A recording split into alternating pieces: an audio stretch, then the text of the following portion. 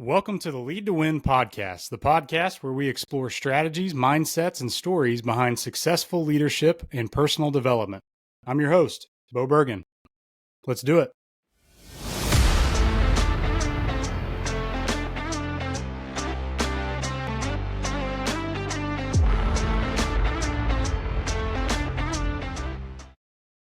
Excited for this conversation today as I welcome Darrin Peppard to the show. As a leadership coach at Road to Awesome LLC, Darrin helps leaders on their journey to gain clarity, walk in purpose, and find joy in their professional lives. With over 10 years of experience in educational leadership and administration, Darrin has a passion for mentoring, developing, and supporting educators and administrators at all levels. Darrin is also a professional speaker and the author of Road to Awesome, The Journey of a Leader, a book that shares insights and strategies on how to create a positive culture, build trust, and lead with impact. He's been recognized as the 2015 Jostens National Educator of the Year, the Wyoming Principal of the Year in 2016, and is a member of the Renaissance Hall of Fame 2019. Darrin, welcome, and thanks for coming on today. Yeah, absolutely, Bo. Thanks so much for having me on, man. Looking forward to this conversation. Yeah, for sure. I always love getting education people on here because that's what I do on a day-to-day basis. So I'm excited to get your insights on some of this. So kind of take us through your leadership journey and how you got to where you are right now. Yeah, absolutely. So I was a public educator for 26 years and actually started out as a middle school teacher, which was probably the last place I ever thought I would be, but really enjoyed being a middle school educator. I was a high school teacher for 6 years, 5 years as middle school, 6 years as a high school teacher. I was a head coach. I was a head basketball coach. I was a head tennis coach. And I mean, that's kind of probably where that leadership journey began. It was my second year as a classroom teacher when my then principal, Betsy, brought me into the leadership journey, I suppose, with that tap on the shoulder saying, hey, you should consider, going into leadership and pursuing a career in leadership. After 11 years as a classroom teacher, I returned to my home state of Wyoming. Go Pokes. Nobody else will say it, so I have to. And returning back to Wyoming, I was an assistant principal at the high school level. I actually held that role, two different roles. As an assistant principal, I was in charge of discipline and attendance at first, and then moved into a role that had me overseeing curriculum, instruction, special programs. From there, I became a high school principal. Absolutely loved being a high school principal. Still to this day, will introduce myself as a recovering high school principal. I was my daughter's high school principal, which was an incredible experience. And then my final 4 years in education, formally in education, I was a superintendent in the mountains in Colorado. I had a beautiful, beautiful little area that I was able to call home for 4 years. And in 2021, I decided to follow a real true passion of mine, and that's growing leaders. As a high school principal, once I kind of got myself figured out, got my feet under me, and kind of had moved out of the firefighter world and was spending more time as a leader, I fell in love with growing my assistant principals, with growing department heads, with growing aspiring leaders in my school. And that just became like this big passion of mine. I actually took the superintendent job because I thought it was going to give me the opportunity to coach more leaders. That couldn't be further from the truth, as it turned out. And just decided, you know what, it's time. I'd written the book. You mentioned the book. I'm sure we'll talk about that at a point. And that and the speaking, stuff had really started to take off. And I wanted to get out and coach leaders.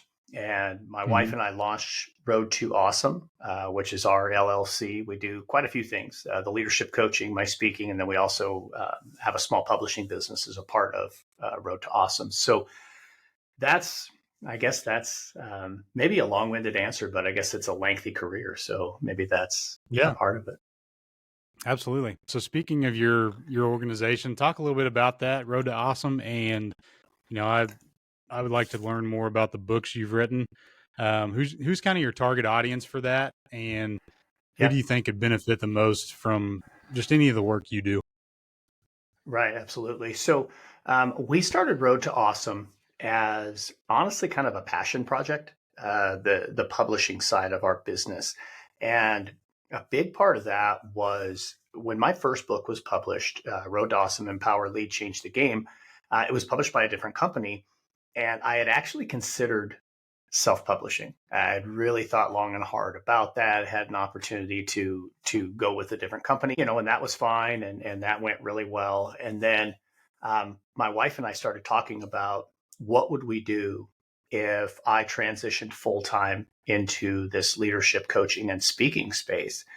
And we really felt like there were a lot of people that were out there who have wonderful stories that need to be shared, educators who have wonderful stories that need to be shared. And sometimes that availability wasn't there for them. So we thought, you know what, this would be a great opportunity for us to, help some of those individuals out. And I mean, a big part of what we do, our mission statement is to elevate, or rather, is to cultivate leaders by elevating voices and promoting positivity. That's what we're all about. And that elevating voices part is the book branch of what we do, which is all about books by educators for educators. So, who is our target audience? That's our target audience right there.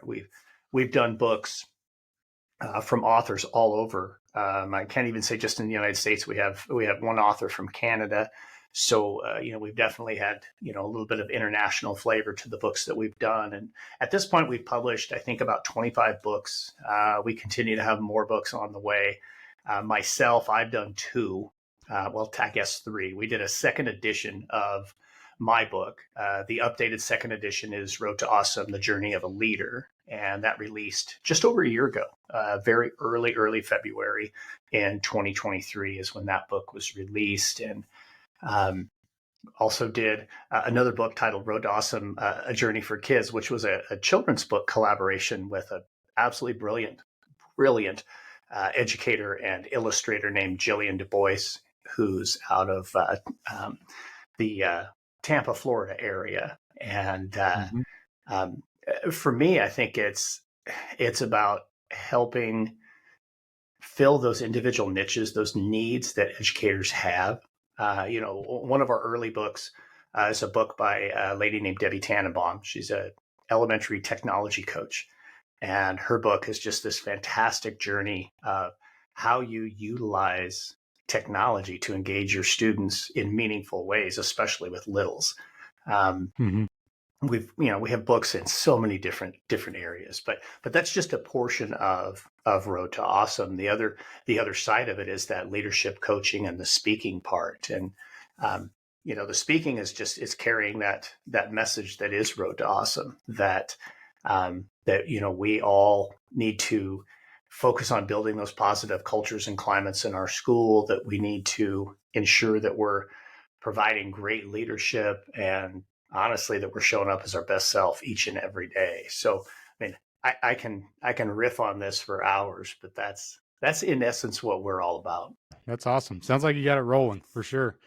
So from your viewpoint, what would you say is the current state of affairs in education as a whole?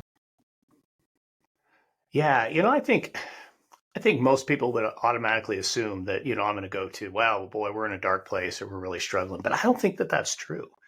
I think we definitely have some challenges in education right now. I'm not going to pretend that we don't.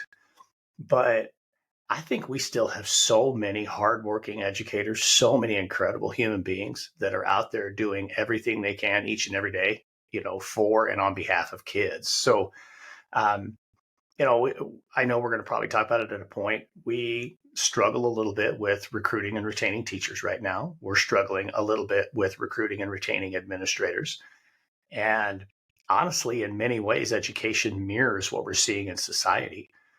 Just the change in how and what we do for a living has hit every industry. Education is not immune there. A former teacher that I had hired when I was a principal actually reached out to me earlier today, just sharing with me how he's looking at, another potential path in his educational career that would actually take him from being a building level principal to, now stepping into a consulting space similar to where I am. Education is strong, but I think we definitely are at a place where we're going through a bit of a shakeup.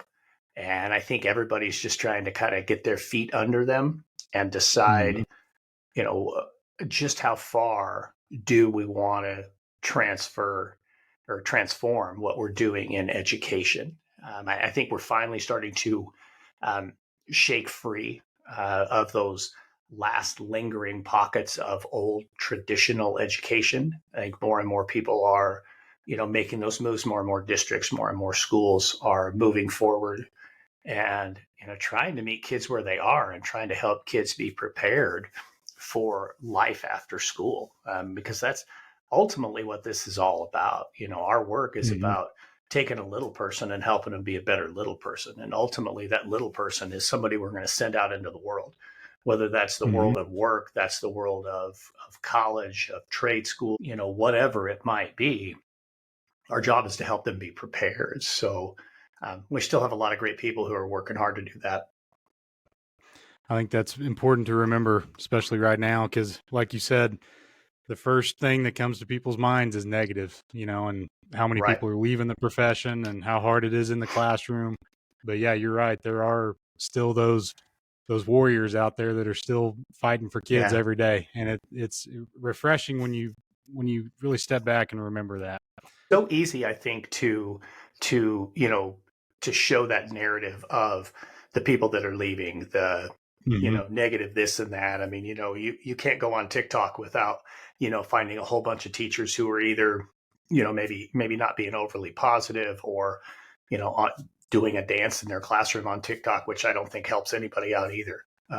Other than maybe it gets some more followers. Maybe that's about it. But yeah, we need more people that are really carrying that positive narrative, because there really is a lot of great things still happening in education.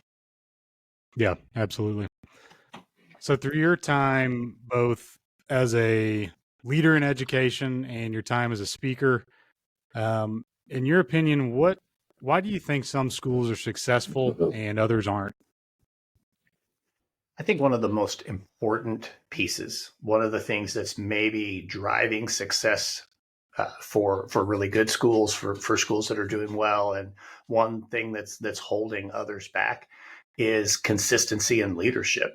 I work with schools all over the country right now, and in many cases, I'm working with, districts that might have gone through 3 or 4 superintendents in a 3 or 4 year period, or high schools that are on their 3rd principal in 5 years, or whatever that case might be. And the schools that are struggling the most are the ones that don't have really good, clear, consistent leadership. That ties in really well with the conversation about retention and recruitment. When you've got good, consistent leadership, I think you have a chance to really have a strong school. When I became the high school principal where I was only the 3rd principal in 35 years. I mean, there was a lot of consistency in that particular community. And after I left, I mean, they went through 2 and 3 years, and I think that they're still feeling the lingering effects in that particular school. And that's a pretty common thing where we see, so many leaders that have left the profession or have moved into another role. And now we have a lot of still great people who have stepped into these leadership roles, but they're just not quite prepared. And, that leads to maybe not having a real clear vision of where you want to take the school. It's difficult for a leader early in their career to, I guess, help everybody feel their own part of that vision for the school. And unfortunately, schools tend not to be as successful when there's a lot of leadership change. So, we've heard the common topic of teacher shortage across the country. Why is it so important for that to be addressed? I know you've touched on it a little bit so far, but I think it's real. Sometimes it gets blown out of proportion a little bit, but it's definitely real. I know it's real in my school district. Why is it so important to do things to address that? Yeah, it's real in a lot of places. I spoke earlier this week in my home state and had a conversation with an assistant superintendent who's in charge of human resources. And he told me, flat out that, the school that they typically look to is the University of Wyoming, and they don't have anywhere near as many individuals who are pursuing education. And that's pretty consistent, I think, across the board. I teach a graduate level course for non-traditional educators through Fort Hays State University in Kansas. And, there are still some places, and Fort Hays is one of them, that is doing a really good job of recruiting people into their programs to then recruit them into education. But I think a big piece of it, Bo, goes back to how we talk about it. It's that that narrative that education's not a good place to be. Hmm. I mentioned Fort Hays. I spoke at an event they did last year that was the Aspiring Educators Day. So you've got high school kids coming from all over the state. Actually, they were drawing from multiple states, and 120, 130 kids. And I just asked them point blank, how many of you have heard the narrative that teachers don't get paid well, or it's not a good profession to be in? Have any of you had somebody tell you, no, don't go into education? And almost every single hand went up in the room. And, first off, kudos to that many kids who are still saying, no, this is what I want to do. But Mm-hmm. when they're hearing it from their own classroom teachers, we're our own worst enemy when it comes to this recruitment process. When we're telling people, no, don't go into education. You want to go do, anything else. Don't go into education. I think that's, we're our own worst enemy. Mm-hmm. That's a good point. So, talking a little bit about recruitment, I believe it's never been more important than right now. Every industry wants to recruit talented people. I mean, that's a given. What are some things that prospective employees look for when searching for the right fit? If I want to change schools or change, businesses or whatever, what is things that I need to look for, and what are things that I as an employer need to kind of put on my storefront? Right. Absolutely. Well, I think especially our younger generation right now, and this is one of those big pieces that education's got to really figure out soon. The younger generation, they're not going to put down roots, at the first school where they're hired and retire from there 32 years later. That's just not Mm-hmm. happening anymore. By far and away, typically the kids that are in that generation. I have a daughter that's in that generation. No, she didn't go into education. She has a business degree, but they're much more mobile. They're much more focused on their own, life outside of school. It isn't just simply, that they're just going to pour themselves 100% into the school. And that's not a bad thing. We cannot knock them for that.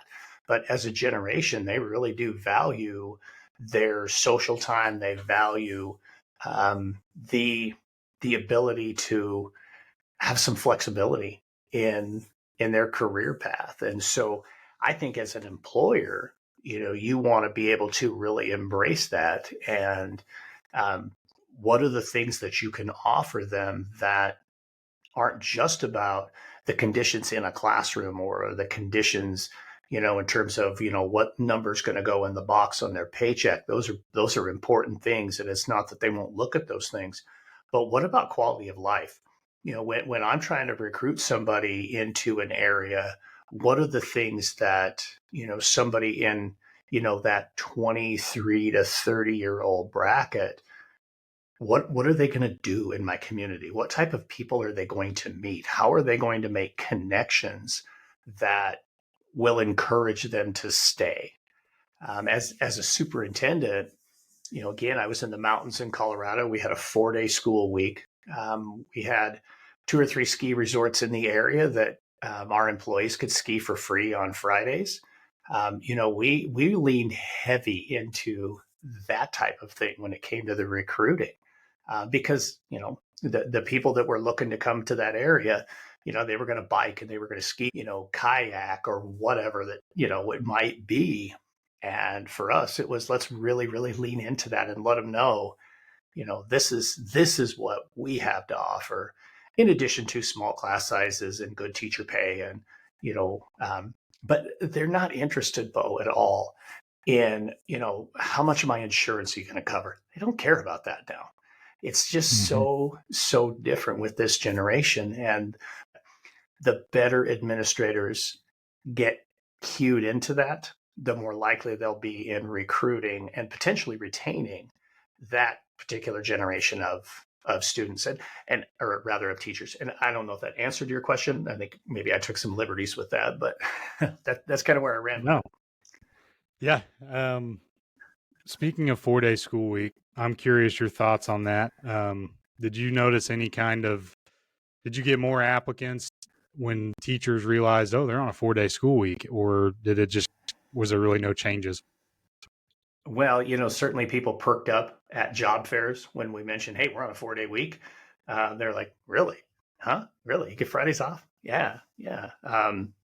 So that always got people, I think, to kind of lean in and ask us about it. And the thing that I always told people about the 4-day week was, you get into February and March and teachers are tired. I mean, they're tired in February and March. And I would tell you on a 4-day week, my teachers were tired too, but they weren't that tired. Not as tired as a 5-day week. Yeah, I spent most of my career on a 5-day week. And that first year or two on the 4-day week, I was like, wow, it's very, very different. And, and it wasn't like you had to cram 5 days into 4. It was, it was a little bit different in how you went about delivery of instruction and teaching and learning. But it definitely, I think it helped us. I really do. I don't know if it helped us necessarily in retaining, but it definitely helped us on the recruiting side. Yeah. We're my district's thinking about going to it next year, and we're in the process of, coming up with those answers to questions and things like that. So yeah, I was interesting to hear that you have worked under that before. So, well, and I would tell you this, whether it's going to a 4-day week from a 5, going to a block schedule away from, a traditional 7 or something like that, it isn't just as simple as, oh, hey, we'll just come to work 4 days a week instead of 5. There's tremendous amounts of professional development if it's going to be done right, so that the teachers are genuinely using their time for teaching and learning, in maybe in much more efficient ways.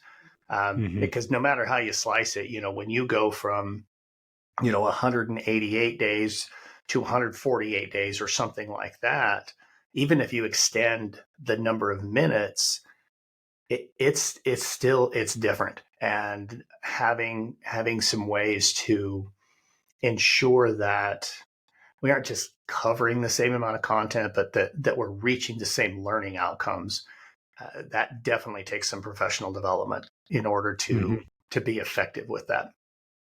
So talented or, even certified or qualified teachers seem to be a dime a dozen right now.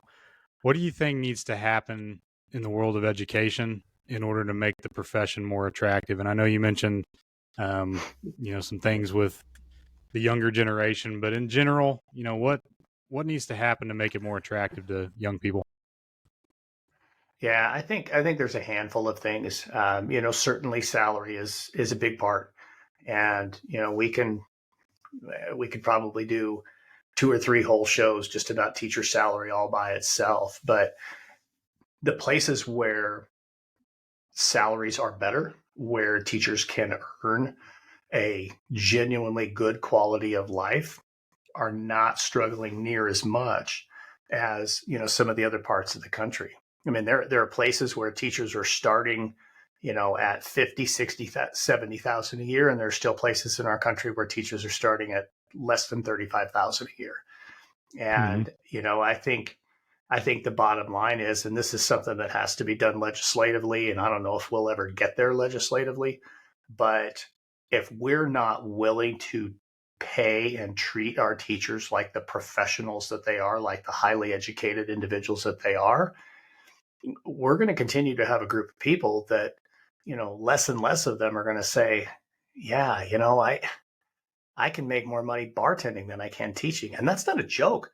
I Mm-hmm. had a teacher that, I think she was probably in about her 7th or 8th year that worked for me when I was a superintendent, and she made more money bartending than she did on the weekends than she did teaching.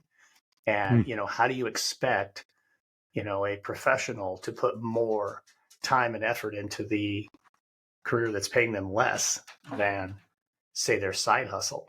And Mm-hmm. I think that's a big part of it. I think there's got to be something that, and I don't know the exact right way to say this, but there's got to be something that allows for educators to just simply do their job. I think we have become much more. Oh man, we've gotten pulled a whole lot more into the political game. We've gotten really tied up in so many pieces of legislation, and um, honestly, some big overreach from certain groups of parents that, we got to let our educators, our professional educators, our highly educated educators, we got to let them teach. We got to let them do their jobs and Mm-hmm. trust them as the professionals that they are. Because right now, man, there's just, and again, this goes back to the narrative piece. This isn't true across the board, but there are loud, small minorities that want to really say negative things about educators. And I think it makes it tough for somebody to either want to go into or to continue when, you know, you're being harassed for doing a phenomenal job. I think that's a Mm-hmm. big, big piece right now. I really do. I hate to have to even talk about it. But I see it a little bit too frequently, and it's troubling. So, what are some quote unquote sales pitch strategies that you've seen work in the recruiting process from an employer standpoint? Man, I've seen so many different strategies. I've seen some districts that put big, huge signing bonuses out. Um, we would push really hard when I was a superintendent. For the 4-day week and the free skiing and some of those types of things. I don't know that there's a sales pitch that works. I think people want to work for people that make them feel seen and heard and valued and trusted.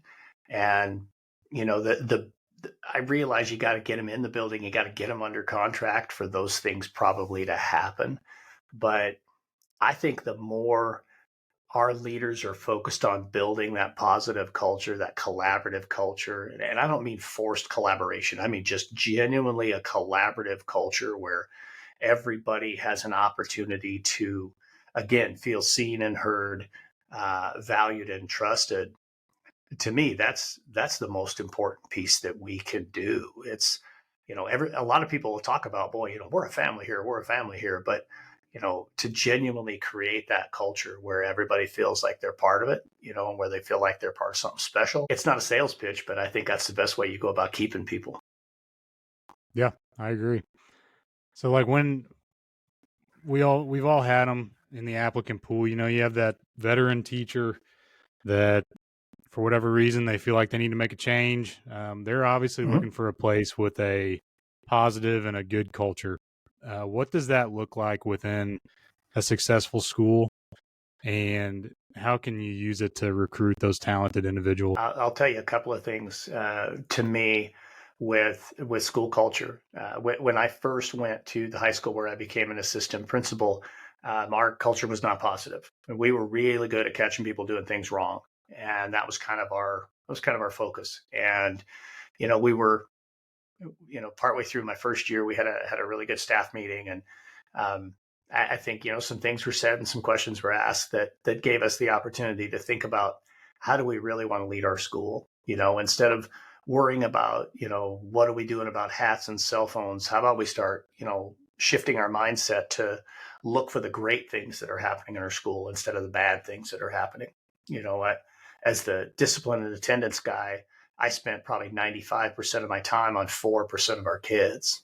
I did 2,200 discipline referrals with 1,100 kids in my first year, and kids with 2 or more, that was only 4% of our kids, but boy, we spent a lot of time on the negatives. So, when you're looking for a school with positive culture, I think you're looking for a place where they are celebrating the positive things that kids are doing and the positive things that adults are doing.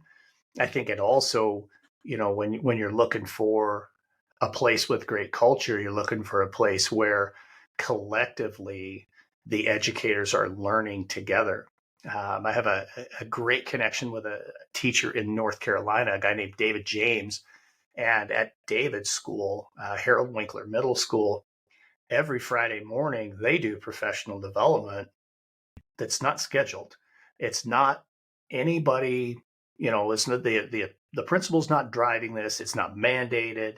It's every Friday morning they come together as a collective building, and anybody who wants to, they get on the schedule and they share best practices they're doing in their school. To me, that's great culture. The second piece I'll tell you, sometimes you can just feel it. There's a feel, there's a vibe to a school that has that great culture. You can tell when you talk with the kids, you can tell when you watch the kids in the hallway, when you talk with other staff members, that there's just a certain electricity to it. I remember our Jostens rep would come into our school, several times a year. And he told me frequently, he's like, Darrin, there's just something about your school. It just feels different. And we'd poured a lot of time and effort and energy into focusing on building and maintaining that positive culture and climate. And, those were some of the payoffs when we heard things like, man, your school just feels different. I don't know what the look for is on that piece. It's a feel. So one thing that I think that employers forget to talk about during the recruiting process is career progression. And, from my perspective, I'm an AD by day. When I'm hiring a coach, I do forget, like maybe interviewing a young person that wants to coach and wants to teach. I sometimes forget, hey, do you want to be, what's your goals? What do you want to be? Do you want to be a head coach? Do you want to, things like that. I think that's forgotten more often than we think. How important is that to discuss with an applicant? And I don't know when you would do that. Maybe it's in the, that sales pitch period, or during the interview, or maybe even after you hire them. How important is that to discuss? Yeah, I think, Bo, it's extremely important. And I would tell you the answer to when you do that is all of those. I think you're definitely asking in the interview process, where do you want to see your career go? I mean, don't ask the where do you see yourself in 5 years question. That Right. one's, nobody wants to answer that one. But asking about career aspirations is a different thing, right? Um, I think that's a big piece. I think, certainly after, you have hired them, it's, what are your aspirations? Where do you want to be in a couple of years? Do you see yourself, you're talking about coaches, if I've, hired a new sophomore boys basketball coach, do you have aspirations to be a head coach? Is that something that you really want to do? Or, are you happy coaching on the boys side? Are you interested in coaching on the girls side? Or, that kind of thing. And then I think it's not only learning about what are some of those aspirations they have, but you got to find opportunities to help them grow. Certainly my big wheelhouse is leadership development. So when I'm working with schools, that's one of our big conversations is what are we doing to build the bench? I mean, right now, the leadership pipeline, people fly through the leadership pipeline so much faster than they used to. And so be it. That's all right. That means people are maybe not going to be quite as ready as they would have been, 5, 10, 15 years ago. But it doesn't mean that we don't have opportunities to help them be prepared. So finding those simple opportunities or committees or, whatever to get a little taste of leadership and start to learn from others as as an observer of leadership. I think that's a really important part. So yeah, absolutely. Career progression. And that ties right into retention too. You know, if I know Bo is my AD and I am the freshman football coach, but someday I want to be a varsity football coach, and I know that Bo knows that about me and he's going to find opportunities to grow me, there's a pretty decent chance I'm going to stick around. Mm-hmm. Where if you're not making that attempt, if you're not having that conversation, and you know the head coach across town runs into me at the store and we start having a conversation, I might be out the door, right? Yeah. Because I may very well want to progress in my career and I might not see that opportunity coming from you. Mm-hmm. Yeah, that's a very good point. So speaking of retention, there's another group of people that we got to worry about. Can't forget about them. That's your current employees, and retaining employees can often be just as hard as recruiting new ones. What are some factors that you believe contribute to employee retention, or actually Again, satisfaction? Sorry. yeah, satisfaction. Yeah, no, that's fine. Yeah. That's fine. And I think it still goes back to culture. I think that's a huge, huge, huge piece. I think leadership, that consistency in leadership is really, really big. When we see schools or school boards across the country, you know, uh, deciding to move on from a superintendent for whatever reasons, those types of shakeups lead to instability in the organization, and that's where, if you have employees that are not homegrown or didn't grow up in the town and are probably not as mobile, then those are the ones you could potentially lose, when they start to see that instability in leadership, and maybe they want to follow the leader going, that goes to another school or goes to another district. They say, and I want to work with that leader. I Mm-hmm. think that development of culture and development of consistency is just so very important. And the other thing too, and this is something I think that gets lost frequently in leadership, but um, we're in the people business. I mean, that's what we do. We're about people. And if we're not leaning into the relationships with our employees, you don't have to be best friends with every one of them, but you got to know about them. You need to know who they are as human beings, know a little bit about their family. Go and spend time with them. Go and have conversations. I push school leaders all the time to put time on their calendar to go visit with a teacher when they don't have kids in the classroom. We go in when there's kids in the classroom all the time, right? I mean, it's walkthroughs all the time, and we're collecting data or whatever we're doing. But sometimes we need to go in when they're on their prep, and not steal Mm-hmm. their whole prep, but just 5 minutes, right? Just build those personal relationships. Number one, that definitely helps in retention. But number two, man, why wouldn't you want to get to know the people around you? Again, Yep. it's people business. So, the more that leaders will lean into that and know the story of the individuals that they have as employees, the more likely you are to retain them. Because then when something comes up as a challenge, they're more likely to feel that you're going to sit down with them shoulder to shoulder and help them figure it out, as opposed to them just saying, I'm out of here. This person doesn't care about me. I'm leaving. So professional development is something that is widely talked about across really any industry in terms of being a driving factor of employee satisfaction and engagement. How important is PD, both in the school or really just as a professional in general?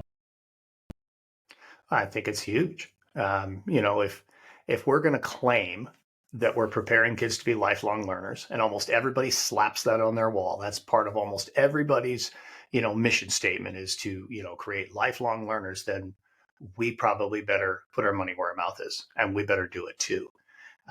Now, that said, the caveat with professional development is this: it can't simply be forced PD. We've got to work to provide professional development that genuinely fits a need and is helping teachers truly improve in their craft. Pre-pandemic, in my district where I was a superintendent, my instructional leadership team and I had been working really hard on moving in the direction of much more personalized professional development, where teachers had the opportunity to identify what really were some skills they wanted to grow, what were some things they wanted to focus on. Sometimes we do have, professional development for everybody across the board, but, um, you know, I think schools are getting a lot better at this. As somebody who is a professional development provider, I will tell you schools are getting a lot better at it. Not everybody, but more and more they're starting to look at what are truly the needs that our teachers have and how do we best help them to fill those needs, as opposed to just, hey, everybody, we're learning this thing and we're going to expect everybody to do it. Mm-hmm. So work-life balance, we talked about that a little bit earlier, but that's something that I believe could be a major retention strategy if a administrator can figure out how to take care of their people and foster that healthy work-life balance. Do you have any tips or strategies that you've seen work for school leaders to help support a healthy work-life balance for their employees? Yeah, I think one of the biggest things that school leaders can do is to model it for their employees. If you don't want your employees working all night long, don't send an email at 11 o'clock at night. Even if you're writing an email at 11 o'clock at night, send it for 7 o'clock the next morning. Just Mm-hmm. those simple little things that model that you're not going to work 24/7. Have office hours, if you will, where I'm not going to answer email after a certain point in time. I'm not answering the phone after a certain point in time. Yes, school leaders, if your superintendent calls, answer the phone. But otherwise, I'm not going to call my employees. I'm not going to ask them to call me. And let's kind of demonstrate what it's like to have that balance. Not a huge fan of the phrase work-life balance because I think that's a true myth. Mm-hmm. We're going to have those times as we go through the ebbs and flows of a school year where we're a whole lot busier than other times. And Mm-hmm. we got to lean into that a little bit too and just know, as a high school principal, I can tell you during the winter sports season, I wasn't home. It's Right. just that's how it is. You're an AD, you get this. It was, boys basketball, girls basketball, wrestling, swim and dive, on and on. I can't even think everything else we had going on, but then you got your activities going at the same time. And Mm-hmm. it's, yeah, you're going to have some times when you're just not going to be home as much. But when you can really lean into those opportunities to, to demonstrate that I think this is a good thing for us to do. Another thing too, I'd tell you that, if there are opportunities through, maybe through human resources, through the insurance program, something where there's some type of a wellness benefit that's there. I would, say leaders, make sure you continue to share that with staff so that they know what it is, they know how to obtain that. If they have access to, a fitness center or like our high school weight room, we always had open for all of our staff, that kind of stuff.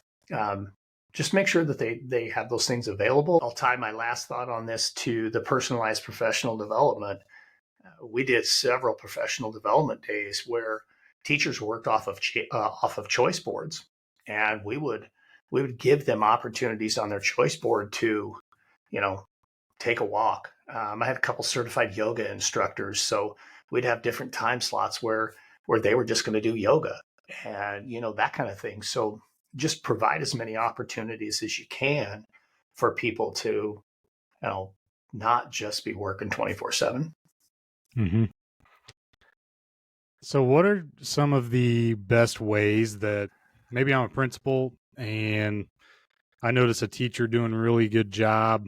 Maybe for example, maybe I don't have the closest relationship with this teacher compared to other teachers in my building, but I notice they're doing a really good job. But what are some ways that I could provide, just recognize them for that outstanding performance? And how would that help me retain them? And I would say, to Mm-hmm. preface that, I probably need to improve that relationship with them. But how can principals or leaders just best recognize and Yeah. foster an environment of outstanding performance to retain teachers? Yeah, absolutely. Well, I'll give you a couple. Um, first and foremost, obviously celebrate the things that you want to see. When we talk about building culture, it's all about focusing on the things that you want to see. Because if you're looking for them, you're going to find them. So when you're looking for great performance in the classroom from your teachers, talk about that. Share that with them, and not just simply a sticky note or an email that says, "Hey, great job." Be specific. What is it specifically that you are seeing that you really, really like? And one great way to go about that, one of my favorite strategies, is just simply to ask questions. I was in a classroom about a week and a half ago, and it was a simple thing, but it's a classroom that I've been in several times. It's a school that I've been working with for a couple of years, and the teacher had a drastic change in their room arrangement, and her availability in the room was just off the charts. It was a beautiful arrangement, and I mean, I could have just simply said, "Hey, I love your room arrangement," but I took it a step further and just said, "Tell me more about it. Tell me what what do you feel good about with this, and what are some things your kids are saying?" And I think the more you're curious with your staff, the more, number one, they're reflecting, and number two, they feel that they're seen and heard and valued and trusted when you are asking good questions. Not why would you do this, but tell me more about that. Like really truly be curious. I think that's a Mm-hmm. huge, huge strategy right there. And I mean, it fosters that professional relationship when you're doing that. The second thing I would share with you, another school that I work with, a different school I was in a few weeks ago, and just a simple strategy that a teacher was using for keeping the cell phones out of hands. In this particular school, they have those little calculator hanger look at things, that have numbers on them on the wall. And Mm-hmm. um, we're in the classroom and the teacher's taking attendance, and she says, "Oh, I see number 17's not here." And the kid said, "I'm right here." And she's like, "No, you're not." And the kid went and put their phone in number 17. And she's like, "Okay, now you're here." Wonderful strategy, done extremely well. Many of the teachers in that school are struggling with that exact thing. So what the administrator did was, after class, just said, "Any chance you would just share that at our staff meeting?" And then they Mm-hmm. found three or four other just simple strategies, classroom management strategies or engagement strategies that were happening. And they just did a share out. I'll throw you one bonus one. Have your teachers lead an ed camp. Let them lead an ed camp on the things they're doing in their classrooms, the things that are really strong practices for them. And that's the best PD sometimes, that other teacher down the hallway. So you give them Mm-hmm. those opportunities. They feel seen, heard, valued, and trusted. They feel like they are able to see their part of that grand vision of the school. And all of a sudden, you've got everybody working together as opposed to it just being an administrator trying to hold everybody together. Yeah. So just like employees want feedback from us, it's important to get feedback from them. Mm-hmm. But in my experience, we can send out all these surveys and, whatever else you want to send out to them. And we can expect, there's a few honest answers in that, but the majority of them are just kind of checking a box and just doing it because they think they have to. How do we really get honest feedback? If I'm a leader of a school, how do I get honest feedback without making them feel uncomfortable giving that honest feedback? And, I want people to suggest improvements or solutions and things like that. But I think sometimes people really feel like, boy, I hope they don't see my email address attached to this or something like that. How do we get that honest Right. feedback?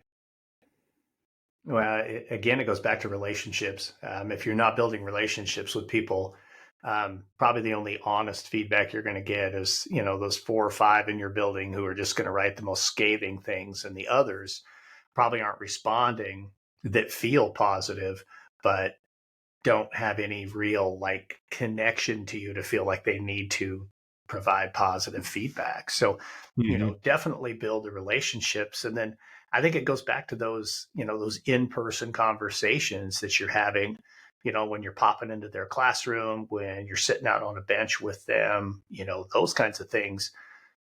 when you've built relationships with your staff, you can ask for that feedback. And then the other thing too is actually do something with that feedback. When Mm-hmm. people give you honest feedback and it's something that you can do something about and that you should do something about, do it, because that reinforces that, hey, when I share, Darren's actually listening to me. He actually followed through with what I had asked him about. That could be a simple request. It could be, hey, I wonder if maybe we consider a schedule change, or what if we did this, or, hey, I've got some ideas.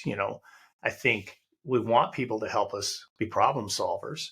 We don't want a bunch of thermometers running around our building just telling us what's wrong. We want thermostats that help us see, own, and fix the problems. So Mm-hmm. you've got to then follow through as the leader. If you don't do that, that erodes that trust, and you're never going to get really honest feedback. You just aren't. So I think there you go, relationships and follow through. Mm-hmm. What do you believe is the most pressing need or issue right now in the world of education? Man, I wish I could just tell you one. We've touched on a few of them. Certainly recruitment and retention of high quality employees is going to be a challenge for us for a long time. And I mean, that's underlined by those other challenges, right? With, the really high political pressures, with, fiscal challenges, and some of those types of things. But I think really getting stability and leadership is probably the biggest thing right now. We over the last 2 or 3 years, we've gone through more leadership changes across the board in districts everywhere, probably at a considerably higher rate. I don't have any data or research on that other than my own observations, but the leadership turnover has been so much higher in the last 2 or 3 years than it's been in a long time, that if we can get that stabilized and we can start to see some consistency in leadership, on campuses and at the district level, I think that's going to help us with recruitment and retention. And obviously, the longer a leader is in their chair, the more comfortable they're going to be, and able to address, those political challenges, the fiscal challenges, that type of thing. So I guess, it shouldn't come as a big surprise coming from me, but I'll take it right back to the leadership piece. I think that's what we really have to lean into right now. Yeah, I'm with you. So maybe I'm an administrator or even a business leader or something like that, listening to this, and I've just been struggling, whether it's finding the right people, keeping people around. What advice at the end of the day or words of encouragement would you have for somebody like that?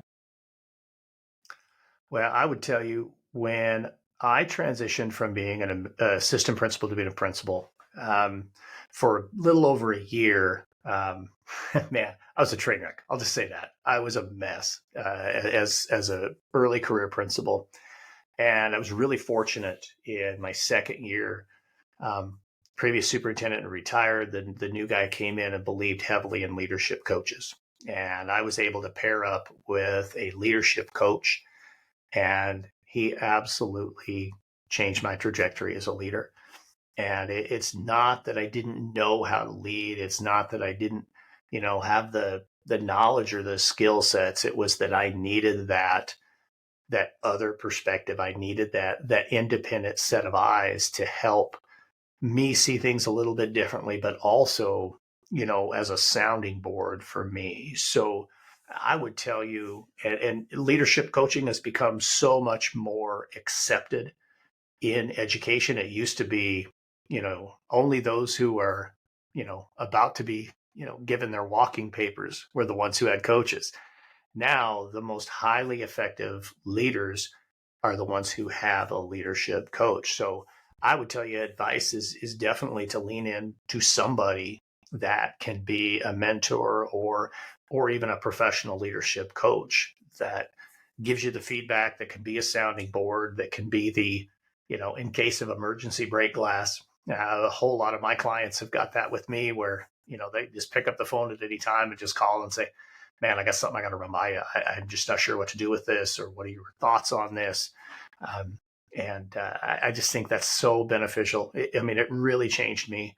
and I'll be honest with you now, I'm in a completely different profession, and I'm still in education, but I'm an entrepreneur now, and I have a coach because I'm learning new things all the time, and I'm going through this process. So I think everybody can benefit from a coach. So that would be my advice. Yeah, and one last question here. At the end of the day, and this is kind of a personal question, but what do you want your legacy to be? And what do you want people to remember Darrin Peppard by? Man, I love this question. And yeah, I've been thinking about this one a lot. I knew you were going to ask this one. And, you know, I think about all the time that I, have spent in the educational world, and the number of lives that I've, had the opportunity to touch or to impact. I would hope that when all is said and done, that there would be some people who would say, that's somebody who made a difference in my life. And if I could hear that, I don't even have a number for that one. It doesn't matter what the number is, but if my legacy can be that I made an impact, that I made a difference in somebody else's life, then, that's pretty good right there. Mm-hmm. Yep. I think, the good ones in education are in that for the same reason. And, you mentioned not even putting a number on it. If one's enough for me. if I get one person that tells me that, absolutely. then it's all worth it. So, well, Darrin, I appreciate you coming on today, man. I enjoyed the insight from your point of view, and hopefully, if there's any teachers or administrators or even business leaders out there listening to this, hope you can take bits and pieces of this and get better from it. And I know I did today, and I look forward to following you and what you do in the future. So thanks for coming on. Absolutely, Bo. I appreciate you having me on, and thanks for honestly taking me down a completely different route with this podcast than a lot of the interviews I do. I really appreciate it. It was a different kind of a conversation, and I loved it. I really do. Thanks. Thanks for listening to this episode of the Lead to Win podcast. If you're listening this week, make sure to drop a rating on whatever app you're listening on. I'd love to hear from listeners and make this podcast even more relevant to you. Also, make sure to follow the Lead to Win podcast on social media. We're on Facebook, X, Instagram, YouTube, and TikTok. Give us a follow and feel free to share the content. Again, thanks for listening this week. I'm your host, Bo Bergen. See you next Tuesday.